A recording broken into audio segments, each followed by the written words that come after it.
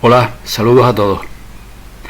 Tal como vimos en la entrega anterior, donde expuse la cronología de las batallas libradas tras la ruptura de la nobleza negra por la facción británica contra la facción que permaneció fiel al Papa de Roma, la Revolución Francesa fue el mayor logro de la facción británica para emprender la toma de los territorios feudales en manos de reyes que estaban bajo control papal.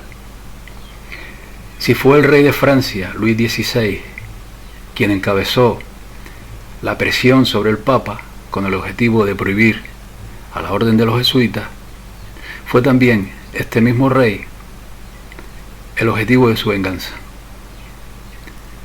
La veneciana Londres, a través de su brazo financiero de los Rothschild, eligieron a alguien del entorno jesuita, como Adam Weishaupt, para continuar con la labor desestabilizadora que esta orden de Loyola venía acometiendo hasta su prohibición dentro de los feudos que permanecieron fieles al papado, y que fue la causa de su expulsión de la Iglesia, debido a la presión que estos reyes feudales ejercieron sobre el Papa Clemente XIV, que a regañadientes tomó la decisión que poco después le costó la vida. Poco tiempo después de prohibir el Vaticano a los jesuitas, en 1773, se reunieron en Baviera el jesuita Adam Weishaupt, profesor de la Universidad Jesuita de Ingolstadt, y un Rothschild, con el propósito de elaborar una estrategia para convencer a miembros de la nobleza europea, a destacados personajes de las artes, de la ciencia, etc., de la necesidad de acabar con las viejas estructuras feudales y construir nuevos estados con atrayentes y sugerentes objetivos envueltos en libertad, igualdad y fraternidad. Todo un ideal apetecible para quienes clamaban en aquellos tiempos mayor justicia social y progreso. Los Illuminati emprendieron su tarea de captación con mucho éxito, logrando atraer a sus filas a personajes de gran relevancia en Europa. Se organizaron por células y grados, tal como lo hacen los jesuitas. La preparación de la toma del poder culminó con el Congreso de Wilhelmsbad, celebrado en 1782 por Karl Landgraf de Hessen-Kassel, que era el segundo hombre más alto de la francmasonería alemana, organizando una conferencia en el castillo de la familia Rothschild, a la cual fue convocado lo más florido de la aristocracia, de las artes, de las ciencias y de las corrientes masónicas de toda Europa. Pero entre 1784 y 1785, debido sobre todo a la presión de Roma, se produjeron dos órdenes de prohibición, no solo contra los Illuminati, sino también contra la masonería en general, y una tercera en 1787 que supuestamente acabó con ellos tras muchas persecuciones. La tarea emprendida por los Illuminati había fructificado, había cuajado, y a pesar de su desmantelación, los sujetos infiltrados, sobre todo en la masonería y en los distintos estamentos administrativos y sociales, funcionariados, etc., mantuvieron la suficiente fuerza para dar su último y letal coletazo. Según Yuri Lina, en su recomendable libro Bajo el signo del escorpión, un presagio de la catástrofe por venir ocurrió casi exactamente un año antes de la Revolución, porque en la mañana del 13 de julio de 1788, una gran tormenta asoló toda Francia. En pocos minutos la temperatura bajó 13 grados, el sol se ocultó, y granizos como piedras, del tamaño de las cabezas de un bebé, cayeron sobre los campos de cultivo más ricos del país. 900.000 hectáreas fueron afectadas. Los árboles fueron arrancados de raíz, las viñas fueron destruidas y las cosechas se estropearon. Los tejados fueron barridos por el viento y las torres de las iglesias se derrumbaron. No pasó tiempo antes que los supersticiosos se demostraran en lo correcto. Era una terrible señal de calamidad y violencia, de súbita muerte. Tampoco fue una buena señal que el precio del pan comenzara a subir día a día, Las hordas de mendigos marchaban por los caminos y más de 100.000 indigentes marcharon a París.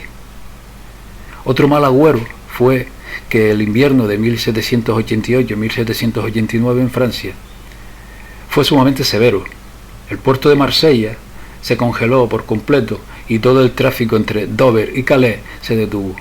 Los molinos se congelaron y no podían moler el trigo, por lo cual la escasez de pan se puso en evidencia. Por esto, el populacho pudo ser incitado a sublevarse. Los alborotos siguieron a lo largo del invierno. El 1 de marzo de 1789, el teniente de 19 años, Napoleón Bonaparte, fue enviado a Dijon para aplastar un alboroto, pero se negó a tomar el lado del rey. Escogió entregarse a los revolucionarios. En este caldo de cultivo surgieron las consignas de la Revolución Francesa, liderada por falsos judíos sionistas que se mezclaban y lideraban a los jacobinos y a los sans-culottes, con un entorno mediático propicio para levantar de manera teledirigida a las masas. Hechos casuales y oportunos como estos han ocurrido en otros acontecimientos históricos en que los elementos incontrolables parecen aliarse con los conspiradores, y que será el tema a tratar en un futuro vídeo que haré. Los Illuminati fueron los auténticos autores de la Revolución Francesa. Adam Weishaupt, el jesuita fundador de los Illuminati, ordenó a un falso judío portugués llamado Martínez Paschalis formar grupos de Illuminati por el país en 1787. El conde Honoré Gabriel Riquetti de Mirabeau, alias Leónidas, se transformó en el líder Illuminati más importante. Según el libro de Johann Rogalla von Bieberstein, otro Illuminati importante, el escritor y editor Johann Joachim Christoph Presagy, alias Amelius, había viajado a París en el mismo año para organizar la Revolución Francesa y dar la señal de «vamos» para la rebelión que vino 2 años después. Según el libro El Sendero de la Serpiente, de Hawthorne, como Illuminati, este Presagy había tenido éxito haciendo los contactos con otros francmasones, también en Suecia.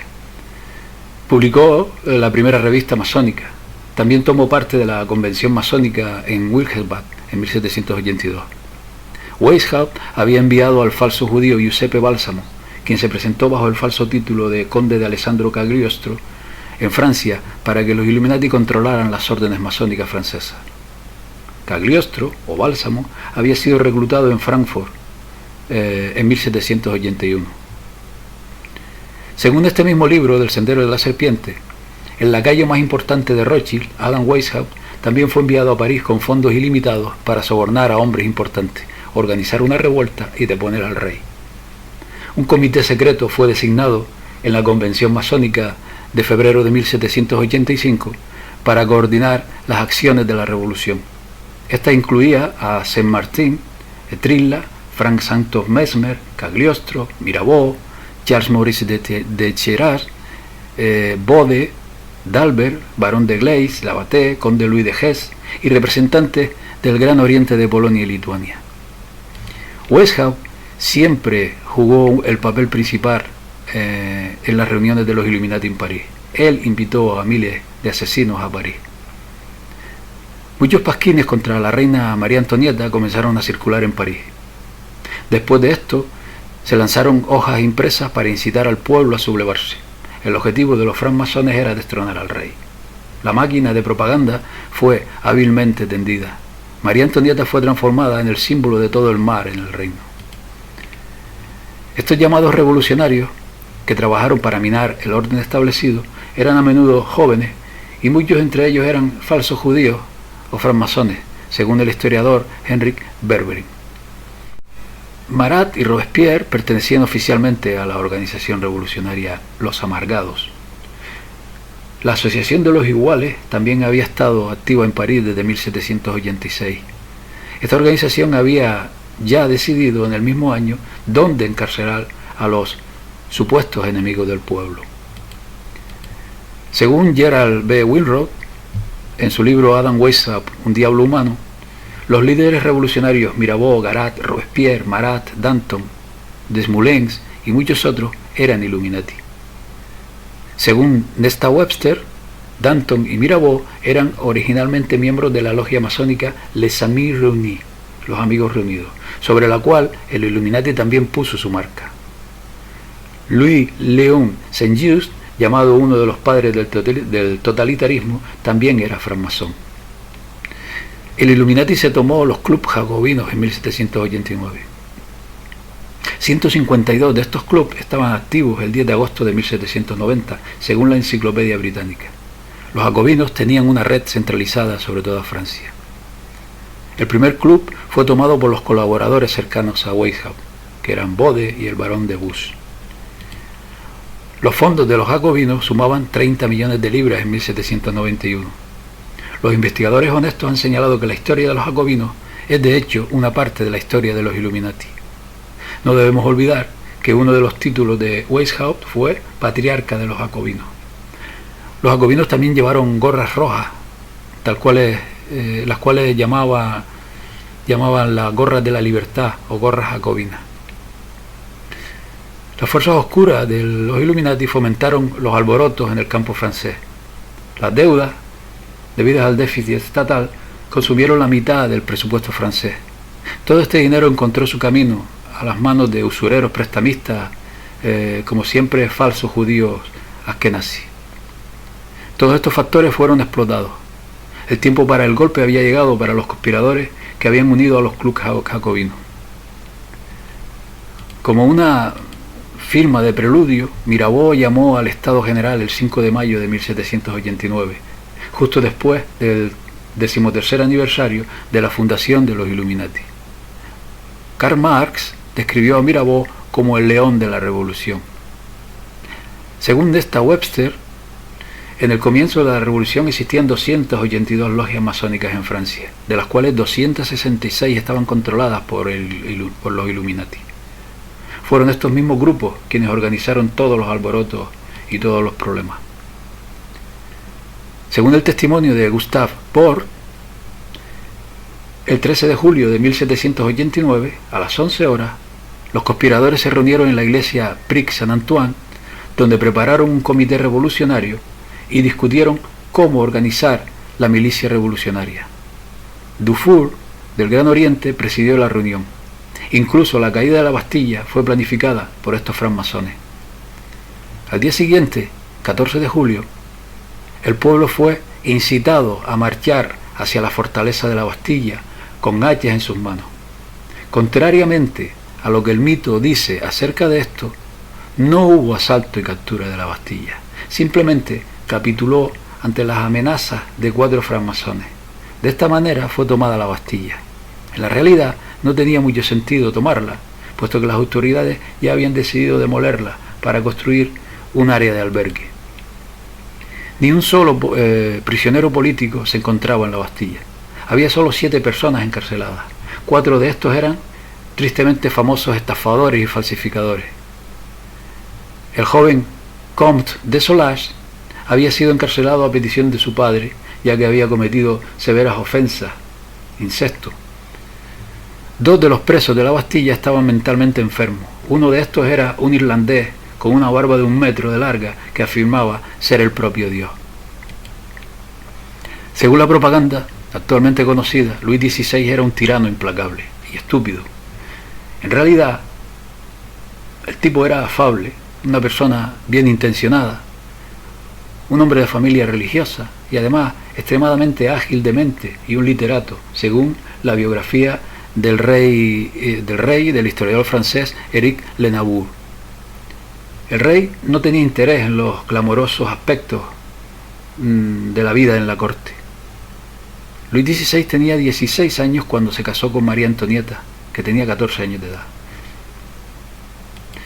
Los jesuitas y Londres han logrado presentar tan negativa como sea posible la imagen de Luis XVI y su Francia al mundo por revolucionario.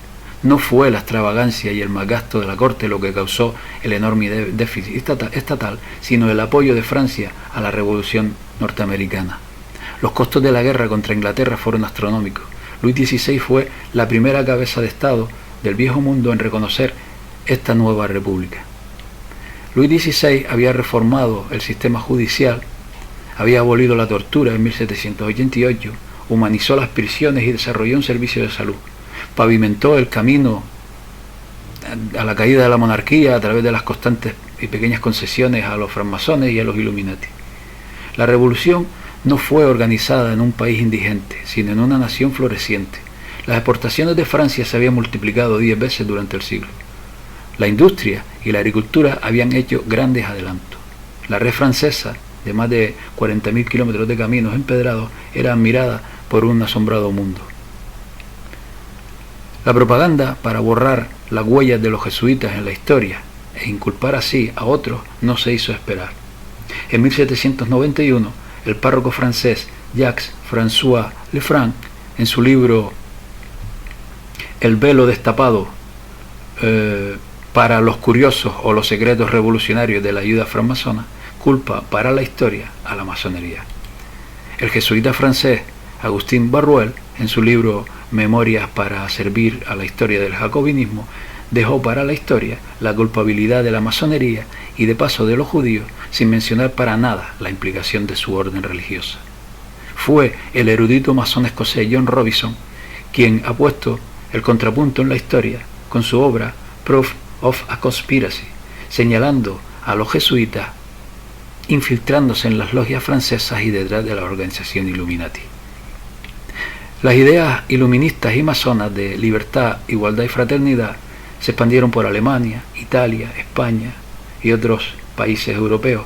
Además, a través de Simón Bolívar y las revoluciones en América del Sur que estaban promovidas desde Londres, con las consiguientes revoluciones encaminadas a arrebatarle el poder a los territorios que quedaron fieles a Roma, para implantar repúblicas con bancas centralizadas y con dinero deuda, bajo control de los Rothschild y de la City de Londres. Así, de esta manera, la facción veneciana asentada en Londres fue ganando batallas hasta lograr su toma definitiva del Vaticano, tal como expuse en la entrega anterior, porque ellos saben que es allí, en el Vaticano, donde se custodian los documentos que le confieren al neoemperador romano, bajo disfraz religioso, todos los poderes sobre la tierra. Pues esto es todo, amigos. Saludos y hasta pronto.